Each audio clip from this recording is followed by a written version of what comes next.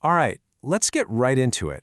India has just hit a truly massive milestone on its path to energy independence. And believe me, it's a story that's been decades in the making. We're talking about a nuclear reactor that, and this is the incredible part, actually creates more fuel than it burns. You know, it's a big deal when the announcement comes straight from the Prime Minister, Narendra Modi, himself. See, this isn't just about another power plant coming online. Nope, this is the payoff of a huge national ambition, a giant leap forward for India's energy security and its place on the world's tech stage. And to really put this into perspective, just look at how exclusive this club is. With this achievement, India becomes only the second country on the entire planet, right after Russia, to have a commercial fast breeder reactor up and running. A lot of other countries have tried to crack this technology and haven't succeeded, which makes India's success here even more impressive. So what exactly is this machine that's putting India in such an elite group? And what in the world does it mean when they say it has achieved criticality? Let's break down the science behind it. Okay, the easiest way to think about criticality is that it's like flipping the master switch on. It's that exact moment the reactor officially wakes up. The controlled, self-sustaining nuclear chain reaction kicks off, and the reactor can finally start doing its job, producing power. And here is the truly mind-bending part of a breeder reactor. Just imagine, you have a campfire that not only keeps you warm, but it also creates more firewood than you put into it.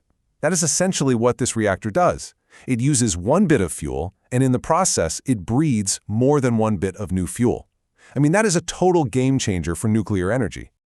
Now, you have to understand, this reactor isn't some standalone project. Not at all. It is the crucial, central piece of a grand three-stage nuclear power program. This was a vision mapped out decades ago by Homi J. Bhabha, the father of India's nuclear program. His goal was to make the country truly self-sufficient when it comes to energy. So here's how this master plan works. Stage 1, which India has already perfected, involved using natural uranium. A key byproduct of that process was plutonium. Now that plutonium becomes the essential fuel for Stage 2, which is where this new fast breeder reactor comes in, to create even more fuel. The whole point of this second stage is to act as the bridge to the ultimate goal, using thorium in Stage 3. So the key takeaway here is this. Switching on this one reactor is like turning the key that unlocks the entire next phase of the national strategy. It's the step that makes the final stage and all of its incredible potential a real possibility. So let's talk about Stage 3, the ultimate prize, because this is where the numbers involved start to get truly mind-boggling. You see, this whole three-stage program was designed from the very beginning with one specific resource in mind: thorium. And it just so happens that India is sitting on one of the world's biggest stockpiles of it. We're talking almost 1 million tons. This entire decades-long plan is about finally unlocking that massive energy treasure right at home. And what could that thorium actually do? Well, according to the original plans laid out by Homi Bhabha, pulling off stages 2 and 3 could let India generate a staggering 500 gigawatts of clean nuclear energy. I mean, that is just a colossal amount of power. And this isn't some short-term solution we're talking about. The vision is for this level of energy to be sustained for the next 450 years. This is about providing clean, carbon-free, and dependable power for generations and generations to come.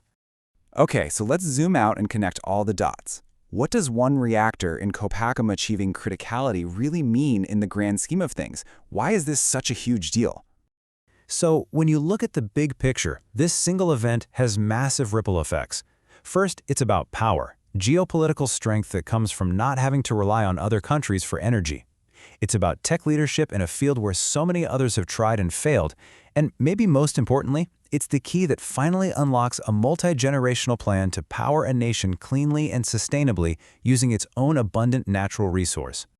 So this achievement does more than just answer questions about India's energy needs. It actually poses a brand new, very exciting one.